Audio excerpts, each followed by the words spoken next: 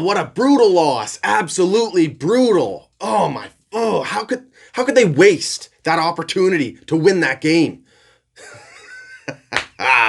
Just kidding. Just kidding. It was a frustrating loss, I'll say that.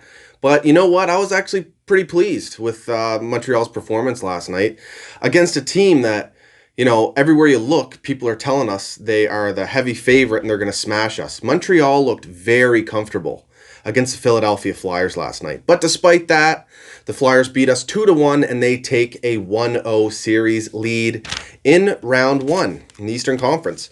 In the first period, we had a goal from Provorov on the power play, assisted by Giroux and Konechny. The play was a point shot from Provorov there, and unfortunately it went off our guy. Byron got his stick in the way. Just take your stick out of the way there, especially if you're reaching that far for it. Anyway, deflection off of Byron, and it sneaks through Carey Price, who was dealing with a lot of traffic. And Philly did a great job getting traffic in front of the net on Carey Price on that power play. And that was it for the scoring. 11-5 the shots for Philly in that period. They, more than double outshot us in that period. But Montreal did have a few different chances there in the first. It wasn't like the ice was tilted heavily one way. And then they responded really well in the second period. We end up getting a goal from Weber on the power play. You love to see the power play get up on the board. And that was assisted from Drouin and Gallagher, two other guys you love to see get up on the board as well. Great play there. Once Montreal established pressure in the O-zone, they worked the puck around really well. And with this new formation with Jeff Petrie up at the top of the umbrella, Weber in his spot for his patented one-timer, it looked really good. So hopefully we see more of that from the Montreal Canadiens power play moving forward. It would really help us through this series. Unfortunately, though, 16 seconds later, come on, what a buzzkill, what a momentum killer after we get that goal. Joel Farabee from Sanheim, and and it starts from Price. He's got a nice clean puck touch down below the net. He gets it to Sherratt, and Sherratt moves it up the boards towards Byron. Byron misses it. It's a giveaway. That puck has to be out of the zone, especially when Carey starts it clean for you. No exceptions. That puck has to be out of the zone. Philly didn't even do anything in particularly impressive on the forecheck. They just kind of got lucky with that giveaway from the Montreal Canadiens. But you do have to give it to Joel Farabee with the very nice tip and then to finish it off. So great play from the Philadelphia Flyers rookie there. Shots in the second period were 17-7 for the Habs. They had numerous scoring chances in the second period. It was one of their best periods of the return to play so far. And we also had that Price save in the second period. The shot right in the slot, empty netter, and Suzuki ducks into the empty net to block it.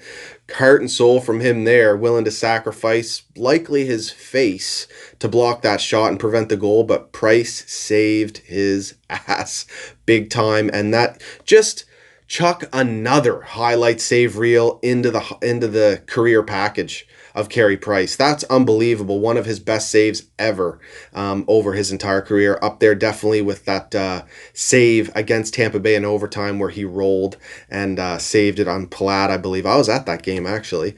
Unbelievable save there in that game. But this stick save, just tipping it like that, not quitting on the play, unbelievable save from Carey Price. Just gives you goosebumps, doesn't it? Unreal.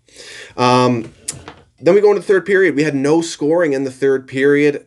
Kind of a rough start for Montreal in the third period. It was, and Philly, not a whole lot going on either. They did have a nice save, a nice chance with Nate Thompson missing the empty net there, like 3 feet from the net, and he throws it wide on an empty net. They did have that good chance. But then late in the third period, Habs kind of turned it on there, and we had the shot that went off Carter Hart's shaft of his stick. He kind of got lucky there. The commentator said he was dialed in and did it on purpose. Come on now. He got lucky.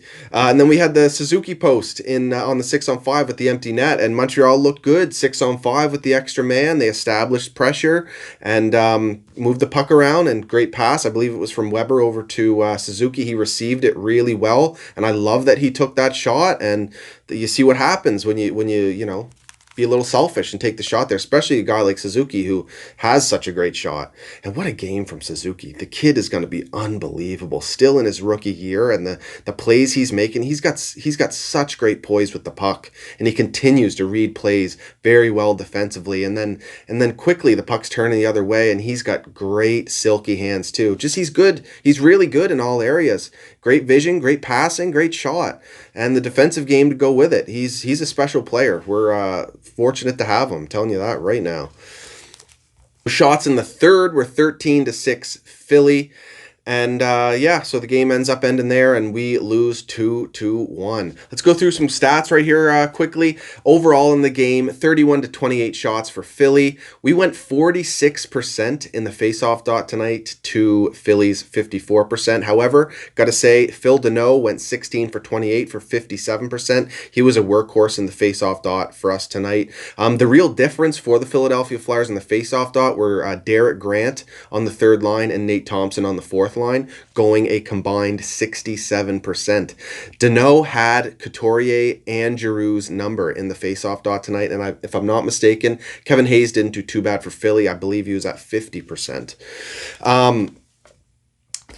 27 hits for the Montreal Canadiens. They continue to play that physical style of game. A lot of great hits tonight. Petrie had 5, Sherratt had 6, and Deneau with 5 hits as well. Love that physical game from the Habs. They have to keep that up in the series if they want to continue to pressure the Philadelphia Flyers and have success. It worked for them against Pittsburgh. They got to wear the Philadelphia Flyers down. So continue that physical game. Montreal's 1 for 1 on the power play, 2 for 3 on the penalty kill. So they let one in on the first power play, but finished strong on the penalty kill and kill an important one in the third period as well. Giveaways and takeaways are really close between Habs and Philly. 13 giveaways for the Habs to Philly's 14, very close. And then takeaways, 10 for Montreal, 11 for Philly. So they edged us in both categories, but very close. This, you may say Philly is the heavy favorite, and I have said that because of their record coming into this, but that was a very evenly matched game.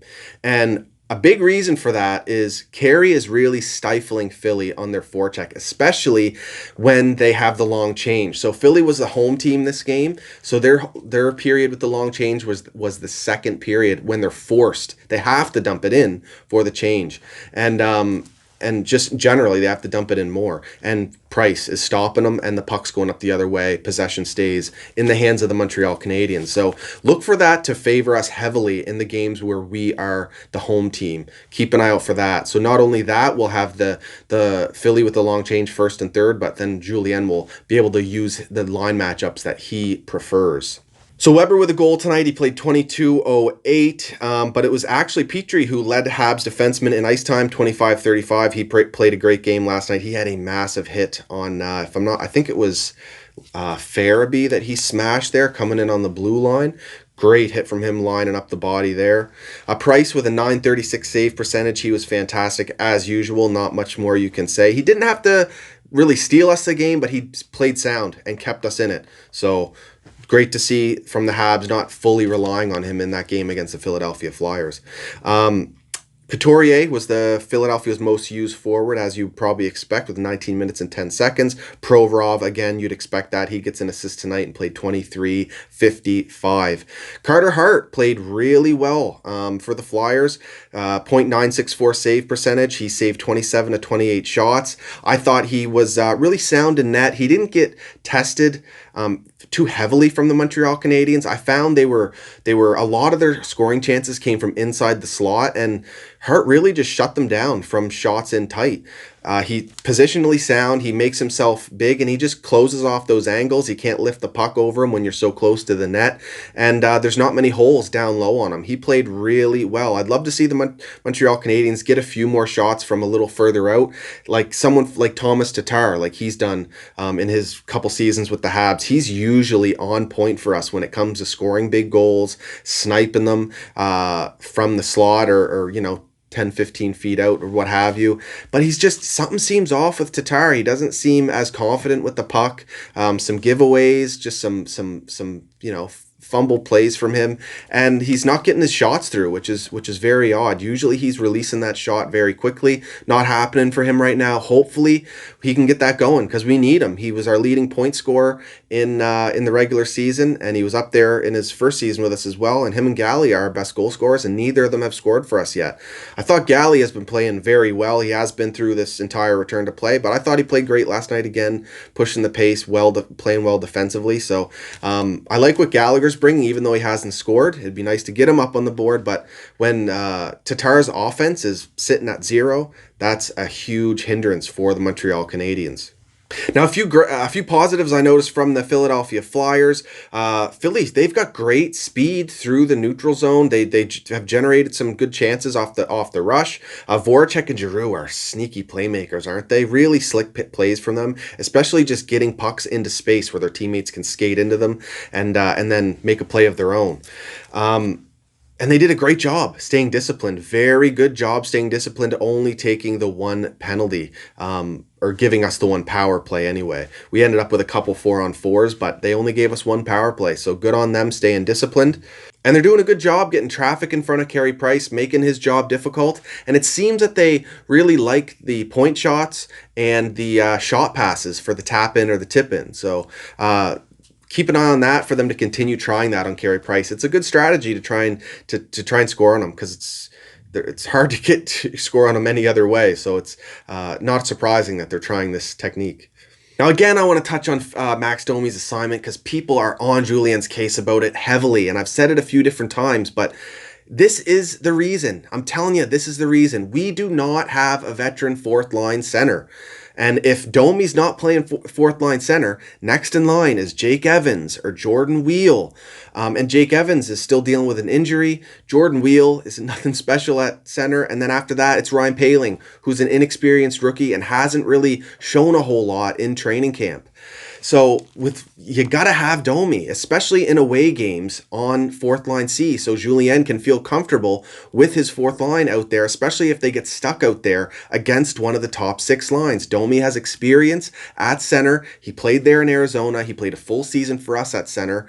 So you have to have him there, and it's unfortunate he can't use his dynamic offensive ability on the wing for us, but the thing is, he's still getting power play time, and at the end of games, Claude Julien is double shifting him with our top 6. So he still gets some offensive chances and time to play and use his offensive skill late in the games. So unfortunately, I don't think it's going to change. So you got to get used to Domi being on that fourth line, and it's not a negative for Domi being on the fourth line. He has an important assignment in these playoffs, and if we still had Nate Thompson, Domi would be in our top 6 or top 9. For sure he would be. Now, I will say it might be time to try some different wingers for him. We got Dale Weiss right now and Alex Belzile. You know what? I'm okay with keeping Dale Weiss in the lineup. He doesn't bring much offensively, but he's responsible when he has the puck. He's good on the forecheck. He's got a big body. I'd probably give Alex Belzile a chance to sit down here and give maybe Ryan Poehling a shot. Unless Jake Evans is now healthy, Ryan Poehling's a big boy. And he's known for being responsible defensively in his development years. I think it'd be wise to give him a shot, see if he has some see if he has some chemistry with Domi on the fourth line, and it'll help Domi not just be a shutdown center on the fourth line through most of the game, but give him options on the wing to actually create some plays. It's got to be hard for him out there when you look up and you got Dale Weiss and Alex Belzile, and no disrespect, but it would be good to get some offense generated from that fourth line. It would really help us rolling the 4 lines and kind of keeping Philly on their toes. Also, Lehkonen continuing to play very well. He's so consistent defensively. You can always rely on him for that area of his game. He's also quite consistent as well in generating scoring chances and being in the right areas. However, the guy cannot finish. I swear he could be a 30-goal scorer. The amount of scoring chances he ends up with, but it's just like he's in the right place, but he's not ready to shoot. His positioning isn't ready. He's not cocked and ready to go and shoot that puck. He doesn't have the strength to receive a puck and get it off a stick quick enough. Hopefully that can change, because he continues to generate high danger scoring chances for us and cannot finish. The guy's, I don't know if he's snake bitten or if he's just naturally not able to finish plays. And then there was when he tripped over the blue line coming in on a 2-on-0. Like, oh, that really hurt us, man. Really hurt us. But just, he's got to continue playing the way he is, but there's got to be something he can figure out where he can actually put the puck in the back of the net. It shouldn't take a disgustingly gross play from Paul Byron to give him an empty netter to finish a play, because he gets so many chances. We got to see him burying pucks. So that's about it, guys. I was pretty pleased with the Montreal Canadiens' performance. I expect this to be a very close series. I said that before this series started, and I still feel that way. It was a really close game last night, and I like Montreal's chances continuing into this series. After what we saw last night, I thought they played fairly well. The first could have been a little bit better. They gave up a few odd man rushes early, but then they, settled back in defensively. And for the rest of the game, a lot of Philadelphia's chances weren't, heavily dangerous. They had a few, I'll give them that. Giroux hit a post, the Thompson chance, the empty netter there that Price somehow managed to save. But I thought Montreal, I don't know the stats, but maybe someone can let me know. I thought Montreal once again, played very strong on 5-on-5, and I think they generated more scoring chances. So we'll have to wait and see how it goes. Let me know what you thought about the game down in the comments. I love to hear from everybody. And of course, if you like these videos, hit the subscribe button and the bell for notifications, and follow me on Instagram and Twitter at Scotian Canadian. It'll be a fun game Friday. We play at 4 p.m. Atlantic time. Don't forget. Oh, man, I really miss the playoff stress, and watching these games is an absolute blast. Got to do it with family last night, so that was an extra treat. We'll talk to you guys after the next one. Cheers, guys. Go Habs, go, baby! Woo!